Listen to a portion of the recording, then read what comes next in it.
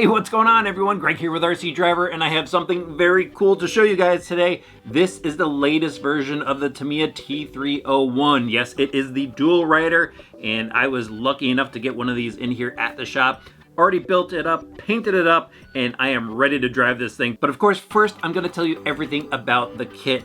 All right, why don't we just start off with the body, because I don't want to take it off just yet. This is a very cool futuristic body. It's kind of got this lean forward, cab forward type of design on it. And it's just this really cool modern look to it. I used Tamiya paints, of course, to paint it up. It's a mica red with a black in the rear, but they give you all the decals to go and make it look even cooler. The dual rider decals, the Tamiya decals, you know, even the trimmer around the windows and stuff. Just a very cool futuristic body. The front headlights are clear, so you could go and put LEDs in there if you wanted to later on.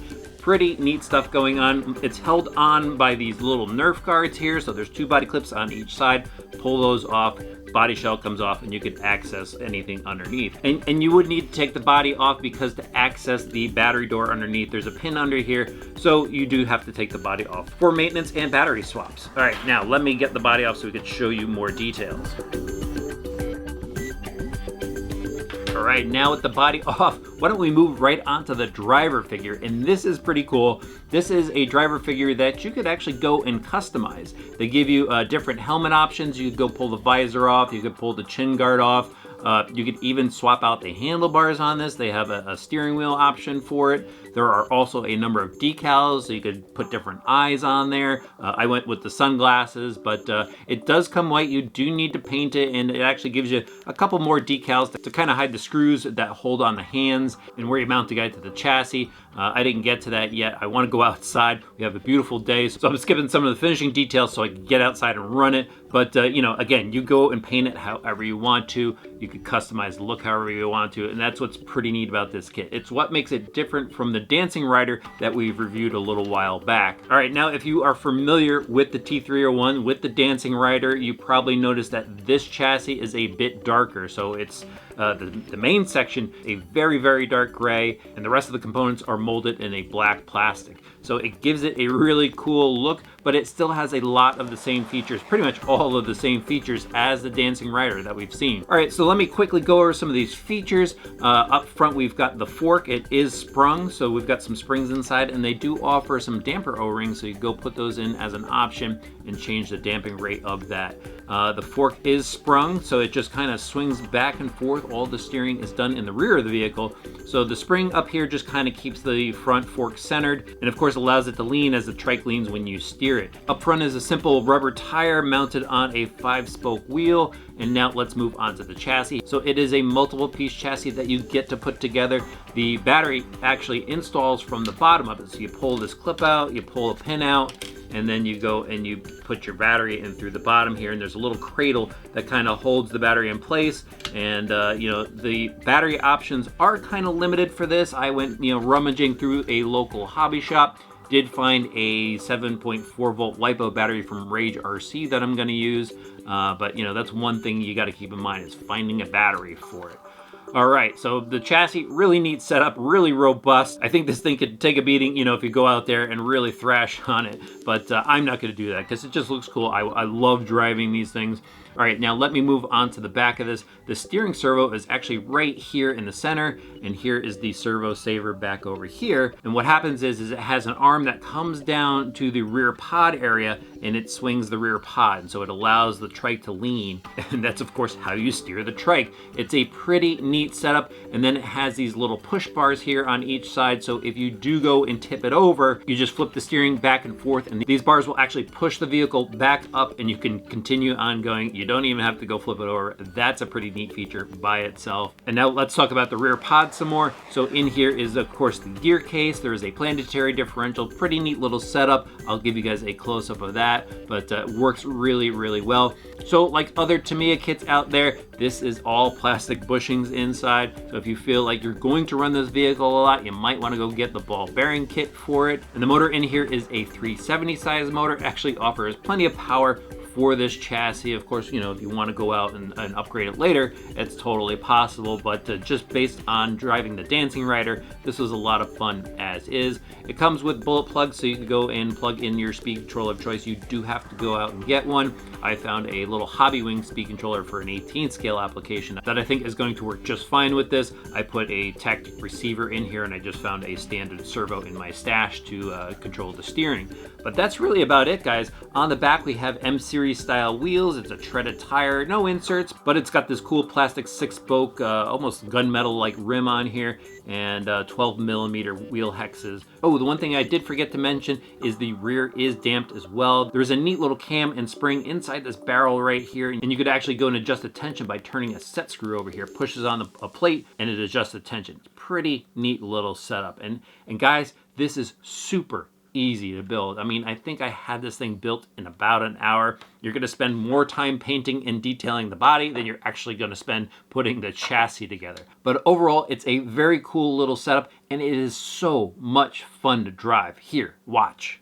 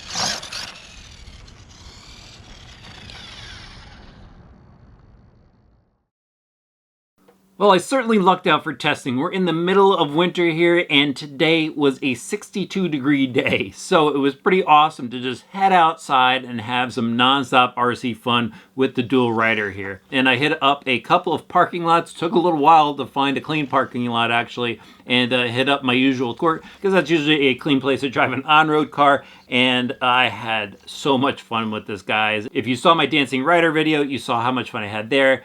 Same thing here. This was so much fun. It was a little bit different, actually. There was a little bit more power with this because I had a LiPo battery in this one, and in the Dancing Rider video, that was a Li-Fi battery. So there was a little bit more get up and go with this one. It would actually kind of pop the front wheel a little bit, which was pretty neat. Get it up off the ground really quickly. doesn't carry a wheelie, but it was certainly fun to see it just pop up like that. You know, the speed is pretty good for this considering the size. If you take that into account, you know, it's going pretty quick. I certainly had a lot of fun with the speed as is. You know, maybe I could use a little bit more, and I think there are some guys out there really hopping them up, but I mean, just for pure fun, it's on point there. Reverse, it does have reverse, but it kind of gets a little wobbly. That front wheel starts, you know, wobbling back and forth, and it kind of flips over. But luckily, the self-righting feature works every single time you do roll it over. And it doesn't actually happen often. This thing stays on the wheels pretty much all the time. You really have to work hard at just rolling this thing over, and it just lands on the Nerf bar, and you just, you know, flick the wheel, and it rights itself right back up, which is pretty cool. But it actually handles really well. I had a couple of deep ruts in the asphalt where it was cracked, and you could just see the front fork just smash up and in, and you could see the trike just kind of wobble back and forth, and it just kept going. You know, really gathered itself up pretty quickly. So it takes a lot to get this thing out of shape, if you can at all. You know, steering on power, it's got wide sweeping turns, so it takes a little while to get used to how this thing corners. You know, definitely find a big parking lot at first, because if you're gonna rip full throttle, it's just gonna go wide everywhere. And where it really gets the tight cornering is when you let off the throttle. That's when the weight is able to shift and get the tight cornering. What I also like doing with this thing is stabbing the brake on it, so it kind of checks up the rear, and it allows you to get the corners a bit tighter. And it takes a little bit of practice, but after a while, you can really corner this thing well. You know, it is just so much fun, guys. It's just really cool out there. And I know a couple of my RC buddies are like, I don't get it. And I'm like, wait till you drive it. And when I let them drive my Dancing Rider a while back, they're like, okay, I get it now. This thing is so much fun. And it is the same exact way here with the dual rider. I mean, it is the same chassis, guys. Just a cool, I think it's a cooler looking body. Nothing against the Dancing Rider, but this dual rider looks very cool, especially with the guy in here and being able to customize it and everything. You know, to me, it just comes out with these fun machines. They're fun to build, they're fun to drive, and it's just a great overall RC experience. You want to drive something different? Definitely check out the dual rider.